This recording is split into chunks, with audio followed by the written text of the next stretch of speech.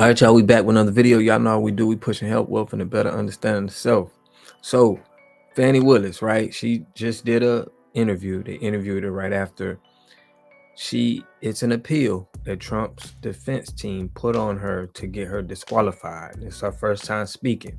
All right. Before I get into this video, make sure y'all subscribe, hit that like button, man. Push me in the algorithm. But the reporter didn't ask her some questions that I would have, and these are the questions that I would have asked Fani. How do you feel about the public, okay, seeing you go to these churches and give responses? How do you feel like your relationship with the church and being with the state doesn't sit well with the public? How do you feel about that? That's a question that I would have wanted to ask her. Another question I would have wanted to ask her is about the taxpayers' dollars. I don't care that you fell in love with Nathan Wade. I ain't really got none of, I'm not really worried about that. That you requested to get $5 million more to fight the Trump case, that you said you need to pay Nathan Wade, and how you've been spending the tax dollars is the question that I would have asked her. So it seemed like the reporter is just dancing around the real core issues. We ain't really worrying about that. That was just, it shows us where money could be seeping through and going to somebody that's going back to you. So I'm gonna play this. I'm gonna give y'all my commentary after what she say, and I want y'all to comment. Let me know what y'all think in the comment section. But without further ado, let's get it. And it's a lot of fun for our children. We do it every year in the community. I've been doing it since actually before I was the elected district attorney. We do it with a nonprofit organization called WAVE, which is We All Value Excellence, that is mainly made up of police officers and law enforcement officers. And are there other events like this held throughout the year? Absolutely. We do a book bag hunt. Most of the focus of WAVE is to give back to either children or the homeless. And it actually started giving back to the homeless. And then we found out there was such a population of homeless children. And so it kind of grew as a natural arm. And so we do things at Thanksgiving, things at Christmas, things just during the year. Do you feel like there's any difference at all this year than past years, just with recent attention that you've gotten? Do you feel different being out and about right now? I feel more loved. Actually, I've gotten a lot of support from women that surprised me. I wasn't thinking that I was going to be the face of women, but women of every nationality, African American women, Caucasian women, have been really embracing. Sometimes I think they tell me they're praying for me, but just really, really embracing, very proud of me. So it's very interesting to see how proud of women are of what they see in me. So as y'all see, she said how women, she signaled women because she knows that, she was beefing with another woman. It was actually another black woman that exposed this by you messing with her husband. But I'm a regress and let her go. And that's very humbling. Like this, that one hair is loving your hairline. Do you feel like right now this is also a good way to remind the community that you're out here, you're working for them, kind of reclaim your reputation in a way with Fulton County? Do you think something like this might help remind people who you are? I don't think my reputation needs to be reclaimed, so I guess we'll start there. This is what I would do. No matter what was going on, I'm not going to miss these events. We will be doing our book bag drive in July like we always do. We will do our coat drive in November. We will do our toy drive at the holidays. We're not going to miss or skip a beat because of all the noise or the distraction on one case. We're going to continue to do our work. I don't feel like my reputation needs to be reclaimed. Let's say it for the record. I'm not embarrassed by anything I've done.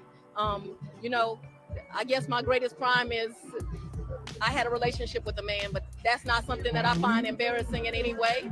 And I know that I have not done anything that's illegal. And so I don't feel like my reputation needs to be reclaimed. And when I tell you the outpouring of women, and I'll tell you this, especially African American women who will just say, we are so proud, you are such a good representative of us. But I would be lying to say it's only African American women. I have had Caucasian women, Asian women, Indian women. I told Jeff one day, I didn't think I was the face of the feminist movement, but somehow I became it. And I think that women feel like women are treated differently when they're professionals and they're... Listen to this, man.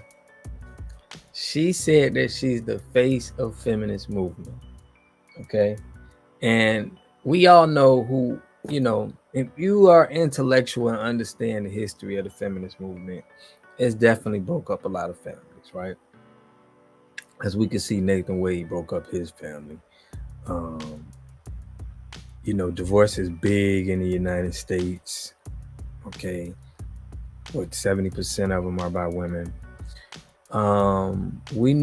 There's a lot of women on here that preaching this, that, and this is why we need women stepping up on this cause, because we got a lot of broken homes, a lot of broken families, because women like this try to signal out just women. Okay. And then what happens is they be the ones that beefing with other women. And now she's over here acting like, it's women, but there's a lot of women that I see in my comment sections and other comment sections that don't think that anything Fani Willis was doing had anything to do with God. And she's going to churches speaking about this. This is the face of feminist movement. She's exactly right. You are the face of feminist movement. But let's go. Proud to see someone that is strong and trying to do the right job. Certainly flawed, like every human being is flawed. My father has a saying, only one perfect man walked the face of the earth and they crucified him. I am not a perfect human being, but what I am is a hardworking human being and a human being that loves the community I serve and who understands this seat does not belong to me. It belongs to the people, and as long as I'm here, I'm going to try to do the job in a way that's honorable. Okay, and we get that, but it was questions about the $488,000 that was for the gang prevention program. Okay, the taxpayers' dollars. This is the questions that we want to hear, Fani. Okay, let me. I'm getting ahead of myself, but I'm gonna let her go. Speaking of the recent case, did that almost 2.5 month attempt to remove you from this case, did that delay or derail your own case that you're working on against Trump in any way? No, my team's been continuing to work. And I think the media, and especially organizations like your own, have been paying attention. All while that was going on, we were writing responsive briefs. We were still doing the case in the way that it needed to be done. I don't feel like we've been slowed down at all. I do think that there are efforts to slow down this train, but the train is coming. Do you have a date in mind, a next trial date? Is that even being set, or is that still up in the air? So you may recall in the Trump in the 19 co-defendant case, we asked for an August trial date. We have not been granted that trial date. We may ask for that date again, but we're realistic. We still have demurs and other motions that have not been responded to, and so those motions will have to be resolved. And once those motions are resolved, we would like to push through trial, but we do understand a case has to go through the steps and go through the process. I'm also realistic that one of the defendants has multiple cases going on, and some of them have trial dates that are ahead of ours. And so I'm always going to be respectful of sister jurisdictions, but we plan to just continue to do our work. And any possibility of coming up with any other plea deals with Trump or any of the other 14 co-defendants? Well, in not that case, but in any case, a plea is always possible up and through trial. Even once cases have started, people will enter into plea negotiations. And so if defendants come to us and they decide that they want to resolve their case, I'm always open-minded and reasonable, and we will listen to those explanations, and I'll have conversations with people that are interested. Now those conversations will be with me and not Mr. Wade. I hope that was good for everyone. Last question. Do you have any reaction to the possibility of an appeal on this latest decision by Judge McAfee, with Trump and his co-defendants seeking an appeal? And I know this gets very technical for lay people. There are some appeals that are called direct appeals, and those appeals are automatic. If a judge should end a charge or end something, suppress evidence, a lot of times those appeals are direct appeals. There are other appeals where you have to ask for a certificate of immediate review, and so that's what this one was, where you have to ask the judge, can we even appeal? And so Scott McAfee decided that this was appropriate to allow them to appeal. He sits in that position, so I won't speak on whether I think that was wise or not, but he certainly allowed them to do that. Because it is not a direct appeal, which is why this is important. It is not necessary that the Court of Appeals will even take it. a lot of certificates for immediate review. The Court of Appeals will decide we're not going to take this. There's nothing novel about this. And so the first step is really to wait to see if the Court of Appeals will even hear the issue at all. And so that's the stance that we're in.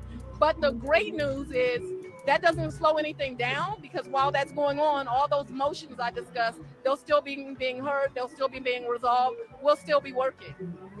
And last question, how would you like the media and the public to handle all of these cases going, not all of these cases, but this case going forward?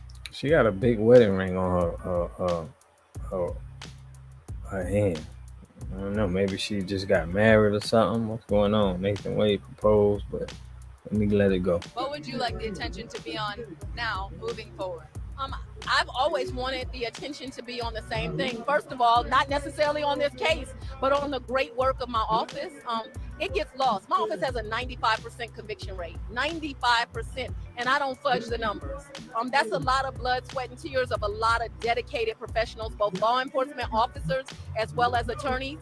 That's been a lot of sexual predators that'll never see the light of day. That's a lot of murderers that will never see the light of day. But we're also doing amazing programming in the school where we're touching children and making sure that they're not in gangs. I really think that's where the focus should be on. In this case, like in every case, we will handle things in a way that we believe is reasonable, in a way that is lawful. I think what the media should focus on this case and everything, are the charges, the facts, and the law. And leave all the drama behind. I'm 52 years old. It really ain't that interesting if I'm in a relationship or not. It just ain't. It's not cool to anybody, and it ain't that sensational of a story. So let's focus on the case and the law and the facts. I'm just happy you all are here today. I really do hope that you capture all of these beautiful children enjoying their Sunday. And that wasn't done just by the district attorney. My office donated over 20,000 pieces of candy. These great men and women who serve and wave have donated eggs, they're donating their time, just to make sure that our children have a safe space to be children.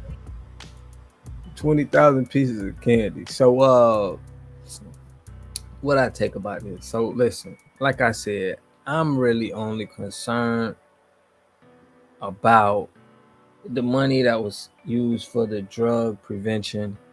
Okay, could she be doing some great things? She could still be doing some great things. I'm not trying to take anything away from her. But what got me to thinking that this was corrupt was when she was in the churches. 3, not 1, not 2, but 3 churches. And we all feel like there's some kind of cahoots there. Okay, some kind of political, churches are 501(c), and they kind of, not supposed to be involved with the state. They're not supposed to be in bed with the state. And we're seeing that she is, okay? So, besides that, I'm pretty sure she's doing good with the community, okay? But when it comes to the money, that's where the questions is at. All right. And that's what I want y'all to put in the comment section. What do you think? Okay. She's on the hook still for $488,000 that was done for the drug prevention program for kids. We're trying to follow the numbers. Okay. If the numbers add up and you good, I'll take everything back that I said about the churches and everything. If the money adds up, but that you want to get $5 more million to Nathan Wade to handle the Trump case, it seems fishy to me. I gotta call a spade a spade. Okay, you speak very well when you on camera. You sound great. You have all of the right answers. I wish you would have answered questions like that when you was on the stand, because you was a little emotional on the stand, but otherwise you never was emotional. So that's my take on this. Let me know what y'all think, man, in the comment section. I'll catch y'all in the next video. Peace and love. Make sure you get your free water test at envirely.com. Here we got Mr. Pollock. He had a cornfield. He took advantage of a free water test from us, and this is what we found in this water. We found sulfur, we found hardness, and we solved these problems with an easy fix of 2 tanks. So get your free water test today. Stay blessed. Click the link below.